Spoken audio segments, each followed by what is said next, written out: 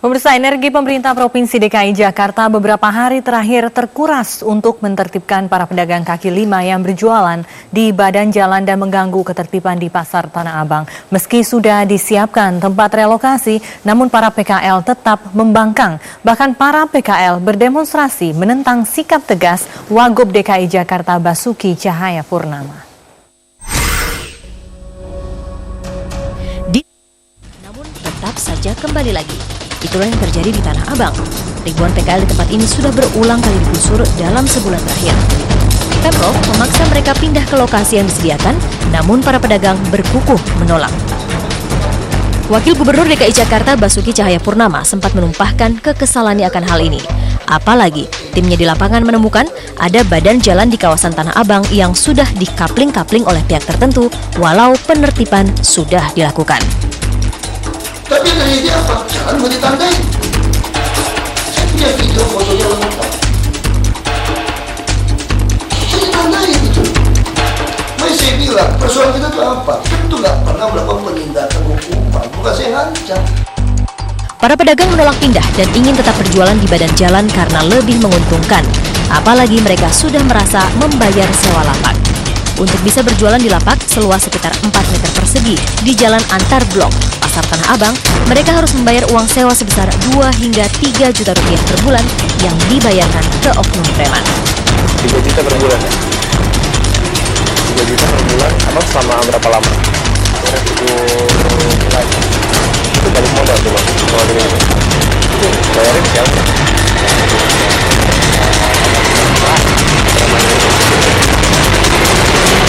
Nama Abraham Lunggana alias Haji Lulung mengemuka dalam kasus penertiban pedagang Tanah Abang yang tak kunjung tuntas.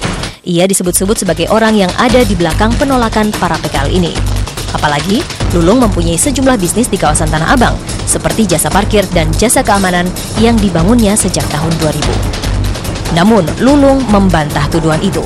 Ia menolak dikatakan sebagai oknum yang berada di balik itu semua. Enggak, saya masih ada di situ, tapi saya tidak pernah yang namanya tahu persoalan kaki lima. Karena itu persoalan di bawah. Masa saya udah ke atas mau turun lagi? Saya bisa diapain sama orang kan? Gitu. Artinya memang ya itulah cikal bakal saya kalau investigasi lah, jangan bilang sederhana. Ada bahasa bahasa preman. Terlepas dari kontroversi penertiban pedagang di kawasan Tanah Abang, para pedagang berharap pemerintah memberikan solusi yang baik sehingga upaya mereka untuk meraup untung tidak terhambat. Tim Liputan Metro TV. Lulung Lunggana membantah dirinya disebut preman yang membackingi penolakan relokasi para PKL di Tanah Abang. Ia menyatakan setuju para PKL dipindahkan. Investigasi lah, jangan bilang sederhana. Ada bahasa saya jagoan, bahasa preman. Tolong dong, saya belum pernah pindah dari wilayah kota Jakarta. Nama saya pernah ada di pengadilan, nggak terpidana. Saya pernah meras onang nggak di Tanah Abang, kan saya nggak pernah kemana-mana. Saya kecil dan besar di Tanah Abang, nggak ada satu orang pun saya peres di Tanah Abang. Semua smile dan happy, tanya. 15.000 toko tanya satu persatu. Saya bantuin semua. Memang saya selalu ngelawan pemerintah dulu. Kenapa kayak Blok B? Ya nggak mau direvitalisasi. Saya bantuin pedagang. Ya enggak, yang penting apa? Ya jangan terlalu zolim lah. Begini, kayak pedagang kaki lima, setuju kita. Setuju kita ditata, setuju kita ditertibkan. Tapi perlu dilindungi enggak? Perlu dong dilindungi, karena kenapa? Dia kan mencari nafkah. Dilindungi dalam arti direlokasi yang baik. Kalau belum setuju, yuk kita ngobrol, gitu. Dalam wawancara yang kami rekam beberapa saat yang lalu, Wagub DKI Jakarta Basuki Cahayapurnama mengatakan Pemda DKI akan tegas terhadap PKL yang masih berdagang di trotoar jalan. Bahkan demi menegakkan aturan, dirinya rela mempertaruhkan segalanya. Berikut wawancara selengkapnya yang dipandu Cheryl Tansil. Pemirsa, saat ini sudah bergabung bersama saya Wakil Gubernur DKI Jakarta, Bapak Basuki Cahayapurnama atau yang akrab disapa dengan Pak Ahok. Kita akan membahas mengenai penataan pedagang kaki lima di kawasan DKI Jakarta. Terima kasih Pak Ahok waktunya untuk Prime Time News. Sama-sama. Ya, beberapa hari yang lalu Bapak menerima elemen masyarakat, ada 12 yang datang ke sini dan ini membahas mengenai masalah pedagang kaki lima di kawasan Tanah Abang, Jakarta. Dan saat itu juga sempat ada perseteruan sepertinya antara Bapak dengan seorang wakil ketua DPRD, saya sebut saja namanya Bapak Abraham Lunggana, dan Bapak juga via telepon ya Pak ya mengatakan akan bertemu 4 mata. Apakah sudah dilakukan pertemuan 4 mata ini? Belum sempat. Belum sempat. Tapi kalau akan bertemu, kira-kira apa yang akan Bapak tawarkan solusi agar DPRD bisa membantu untuk penataan PKL? Saya kira DPRD pasti bantu ya. Saya cuma mau sampaikan sama beliau bahwa jangan cuma dengar baca-baca di media, jangan menafsirkan sendiri gitu loh. Yang mengatakan ada oknum DPRD kan bukan saya. Media yang nanya kepada saya, apa katanya ada oknum DPRD terlibat. Makanya saya jawab, harusnya tidak ada DPRD terlibat. Kalau terlibat kan tolol banget gitu loh. Masa sih DPRD yang membuat perda melanggar perda gitu loh. Nah itu saya mau sampaikan pada beliau. Justru sekarang jadi orang jadi nebak kan, ada apa beliau yang jadi merasa jadi tertuduh gitu loh. Kalau mau lebih dalam lagi harusnya beliau menuntut. Saya baca di beberapa online justru yang langsung menulis beliau gitu kan, sejarah segala macam. Kenapa itu diributkan? Kenapa saya yang harus didatangi ormas-ormasnya gitu loh.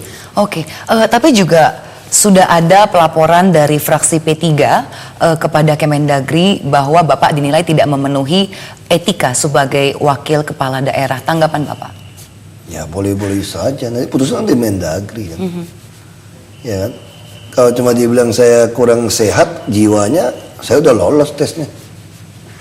Di DPRD udah lolos, gubernur Babel lolos, di bupati lolos, DPR RI lolos, di sini lolos. Saya 5 kali loh tes jasmani rohani untuk jadi pemimpin kepala daerah gitu.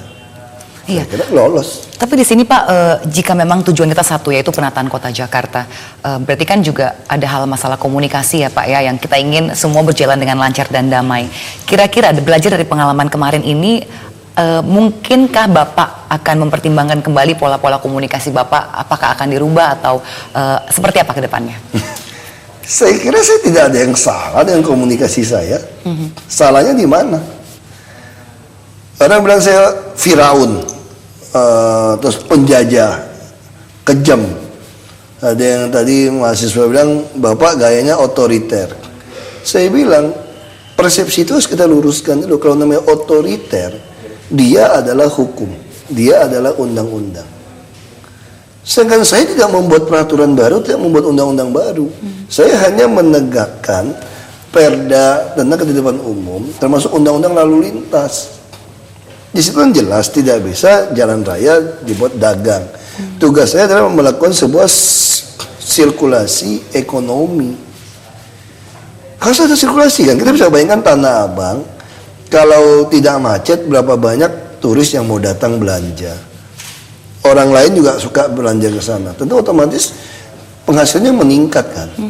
Yang jadi masalah sekarang gini, saya ketemu PKL sebelum mereka datang.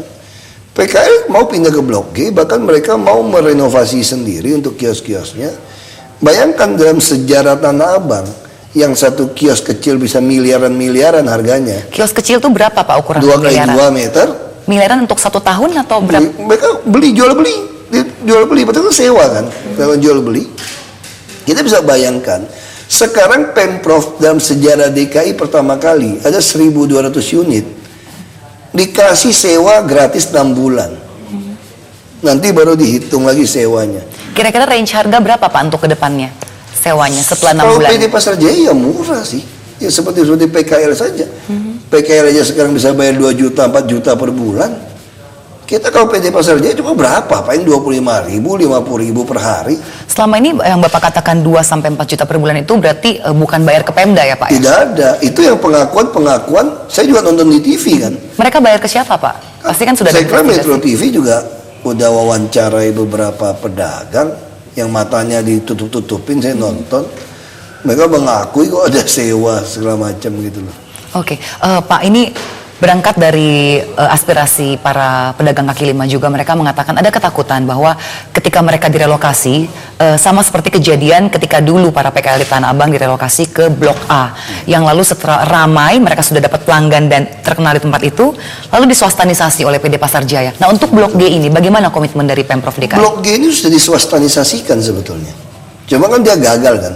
Nah, ini yang mau kita ambil kembali. Nah sekarang yang penting kan isi perjanjiannya yang harus jelas.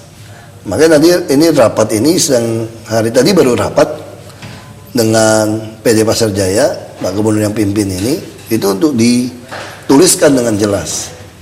Nah banyak pasar-pasar Jaya sudah kita tarik kembali. Ada 5 pasar yang kita mau pakai restribusi harian. Jadi jangan lagi berpikir dulu ya, kami maklum persepsi Anda masih seperti dulu. Anda kalau khawatir kepada kami, kalau kami jabatan cuma 5 tahun, setelah kami selesai mungkin berubah. Ya buat di perjanjian, kan negara hukum. Negara hukum kalau ada perjanjian Anda bisa menuntut nanti.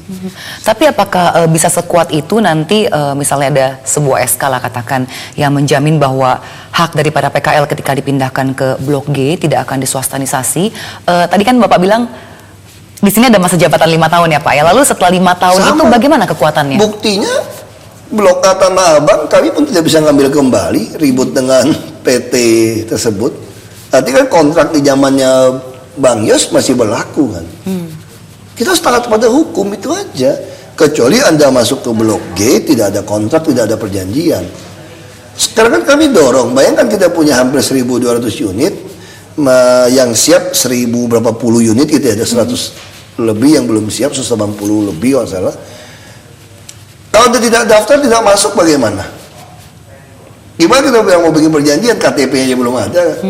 Nah jadi ya kita jangan suuzon lah, kita niatnya baik kok. Iya, tadi Bapak memakai landasan Perda tentang ketertiban umum dan juga lalu lintas. Tapi dari Ketua Asosiasi PKL Indonesia, dia juga menggunakan Perda. Mereka meminta Pak Ahok juga mempertimbangkan Perda nomor 2 tahun 2002 tentang perpasaran swasta. Nah ini kan jadi kontradiksi, bagaimana Pak?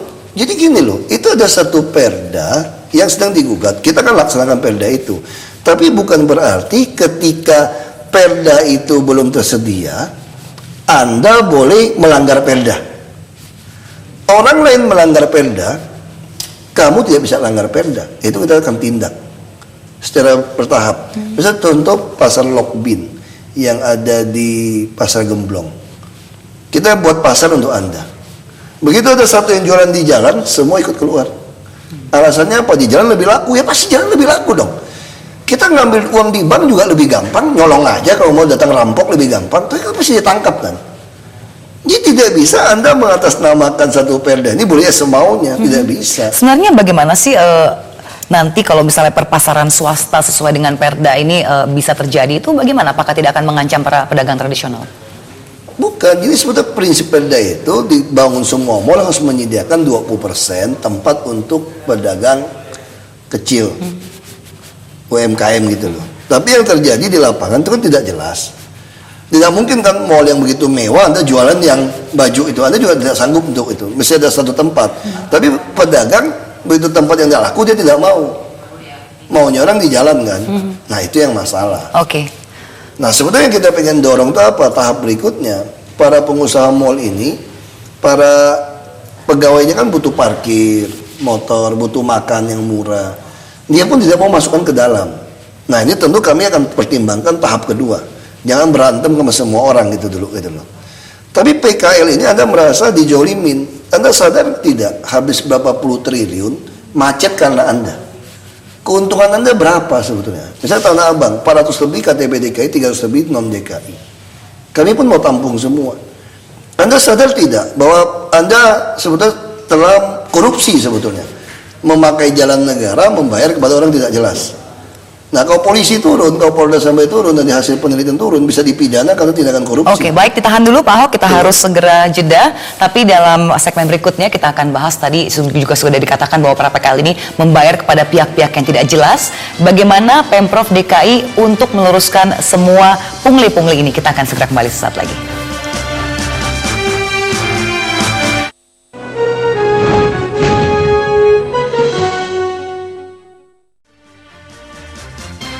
Masih bersama dengan Wakil Gubernur DKI Jakarta, Pak Ahok. Media cetak ramai menginformasikan bahwa Pemprov merasa ada yang mengambil keuntungan dengan bermain dalam isu Pemprov DKI versus PKL begitu. Nah, kira-kira oknum ini kepentingannya apa ya untuk memainkan isu perseteruan PKL dan Pemprov DKI? Sebetulnya itu tidak ada perseteruan antara PKL dan Pemprov DKI sebetulnya. Kalau ada perseteruan, kami tidak mungkin menugaskan Dinas UMKM mencari 1.000 lokasi lagi untuk menampung PKL. Kami juga sudah menugaskan tahun depan akan menganggarkan memperbaiki semua terminal se-DKI. Dan di situ disediakan tempat untuk PKL yang distribusi harian. Lokbin, PD Pasar Jaya pun kami sudah bagi, ada beberapa puluh tidak boleh untuk diswastakan. Itu pun harus bayar retribusi harian. Jadi tidak ada persetujuan dengan PKL. Retribusi harian itu berapa harganya? Tergantung, ada yang cuma 10.000, ada yang cuma 6.000, tergantung pasarnya. Tergantung keuntungan kan. Nah, kami justru belajar dari PKL. PKL itu membayar sewa bisa 40.000, 50.000 untuk hanya ukuran 4 meter persegi. Artinya kan 10.000 sampai 12.500, bukan seharian penuh ya. Kita kalau kali 30 hari berarti 300.000 sampai 450.000 kira-kira, apa 75.000. Mereka menghabiskan uang 35.000 untuk habiskan uang. Sementara mall yang bagus hanya 200.000 sampai 300.000 per meter. Kenapa PKL tidak mau sewa di mall? Karena mall itu bayarnya 2 tahun di muka. Nah lalu Pasar Jaya waktu kami baru masuk, mereka ngotot Pasar Jaya hanya memberikan Rp500 per meter per hari. Kenapa? Murah katanya, murah. Tapi orang disuruh sewa 20 tahun di muka. Ya PKL tidak sanggup. Nah makanya seperti sekarang, kami udah coba night market. Siapa bilang kami anti PKL? Bulan suci Ramadan ini semua kantor bupati, wali kota, camat, lurah kami buka, suruh PKL masuk. PKL non KTP DKI. Nah kami juga mulai membuat di depan Merdeka Selatan ini seminggu sekali itu night market. Nanti kita akan cari jalan-jalan yang dimana yang agak sepi bisa kita tutup, bisa ada pengalian lalu lintas yang tidak mengganggu lalu lintas, itu untuk pasar malam. Jadi ada night market, nanti akan banyak sekali PKL bisa memanfaatkan mencari uang di pasar malam ini gitu loh. Tapi untuk Tanah Abang sendiri kan pedagangnya ini mereka punya rutinitas harian ya Pak ya, yang tidak bisa menunggu event-event sesekali. Makanya itu tadi, kan kita bisa tiap malam, tapi Tanah Abang ada tidak bisa, Anda harus masuk ke dalam. Makanya kita sediakan blok G, Anda 700 pedagang kaki lima, di sana sedia 1.200 unit. Anda masih lebih gitu loh. Persoalan yang ribut ini kan orang-orang yang dapat parkir liar. Itu mobil kita sudah punya bukti. Pedagang Tasik datang harus bayar 100.000, ada 600.000 per hari. Itu mobil sampai 1.000 lebih. Motor semua. Nah itu kan satu kejahatan ekonomi. Makanya kita udah kemarin di Dishub sudah laporkan kepada Polda Metro. Polda Metro, Kapolda sudah tugaskan Direktur Reskrim untuk menyelidiki ini. Nah, ini berarti laporan tertulisnya memang sudah masuk ke polisi ya Pak ya? Ya nggak usah tertulis kan, kalau polisi juga polisi tindakannya bisa turun kan. Ini kan kejahatan ekonomi yang merugikan. Tanah Abang itu bisa terbesar di dunia loh. Kemarin dari Polri sudah mengatakan bahwa mereka menunggu laporan tertulis, jadi ini lebih resmi. Itu sebelum kemarin paparan dari Dinas Perhubungan. Nah setelah paparan dari Dinas Perhubungan, Kapolda sudah perintahkan untuk meneliti ini. Oke, baik, berarti memang sudah pasti dan juga ada buktinya bahwa memang ada backing juga ya terhadap pungutan-pungutan liar di berbagai lokasi pasar ini. Juga banyak sekali PKL mengakui hanya matanya ditutup supaya tidak diancam. Ya kan, kemarin juga ada yang lapor sama saya bahwa saudaranya itu kadang-kadang kalau dimintain uang tidak bisa dirusak dagangannya juga. Sudah PKL juga tidak mendukung juga gitu loh. Iya, berarti kalau masalah bukti-bukti yang diminta oleh polisi, Pemprov sudah siap begitu ya? Iya, jadi yang paling penting lagi, kami udah rekam, saksi semua udah ada videonya, segala macam, kita udah punya. Nah, terus masalahnya lagi apa? PKL itu paling khawatir dia masuk ke dalam, di luar masih ada gitu. Kalau masih ada ya seperti Pasar Gemblong orang keluar lagi kan. Istilahnya juga persaingan tidak sehat begitu ya? Iya, itu yang kita harus perbaiki. Sama kayak Pasar Gemblong, sampai timpukin Pol PP pakai batu.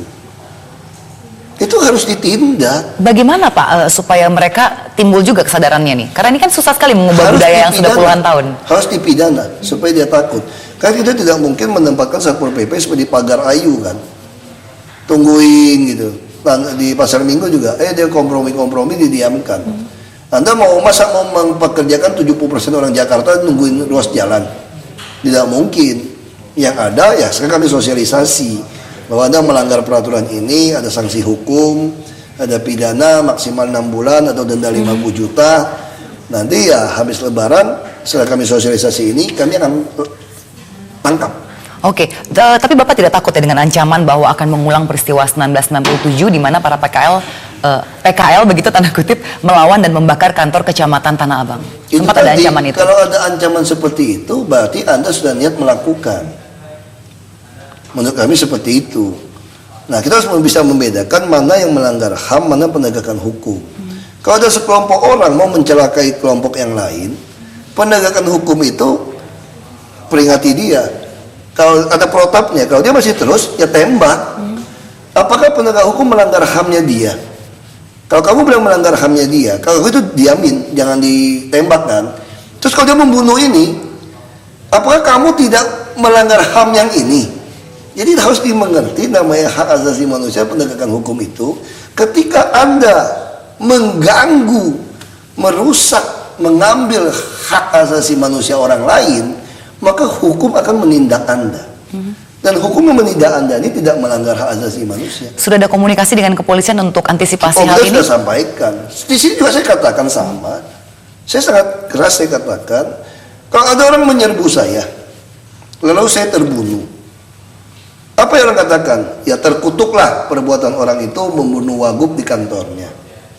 Turut berduka cita. Mungkin ada yang pasang lilin doain saya. Tidak bicara HAM kan? Tapi kalau yang masuk ke sini lalu saya bantai di sini mati karena saya membela diri, saya kalau keluar hidup itu pasti penggerak HAM akan mengatakan saya melanggar HAM. Apakah itu adil? Tidak betul. Dia harus jelas gitu loh, porsi HAM itu penegak hukum di mana. Kalau Anda tiba-tiba dobrak pintu saya, galak-galak bawa golok masuk mau menyerang saya, dan kebetulan di tangan saya ada pistol, saya tidak bisa nembak pun pasti saya nembak Anda, apalagi saya bisa nembak gitu. Oke, baik. Itu harus jelas. Jadi pelanggaran HAM, intimidasi itu mesti jelas. Baik, Pak, Tanah Abang ini kan merupakan salah satu lokasi yang paling sulit lah begitu untuk ditertibkan untuk di kawasan DKI Jakarta, dan keberhasilan Tanah Abang bisa menular ke daerah-daerah lain. Nah, ini targetnya kapan Pak bahwa ini akan betul-betul bersih, karena kita membaca bahwa Pemprov berjanji bahwa usai musim lebaran ini tidak boleh ada satupun lagi PKL yang memenuhi jalanan? Pak Wali Kota jamin 2 minggu bisa bersih. 2 minggu usai hari Idul Fitri? Lebaran, ya. Kalau Pak Gubernur, menurut Pak Gubernur justru sebetulnya kalau mau menyelesaikan tugas dengan baik, ya selesaikan yang paling berat supaya ada model kan. Kalau ini berhasil, seperti Waduk Pluit berhasil, ini berhasil, maka tentu semua jadi lebih enteng. Oke, baik, berarti 2 pekan usai Idul Fitri ya Pak ya. Kita tunggu bersama nanti. Terima kasih. Ya pemirsa, itu tadi penjelasan dari Wakil Gubernur terkait dengan penataan pedagang kaki lima di kawasan DKI Jakarta.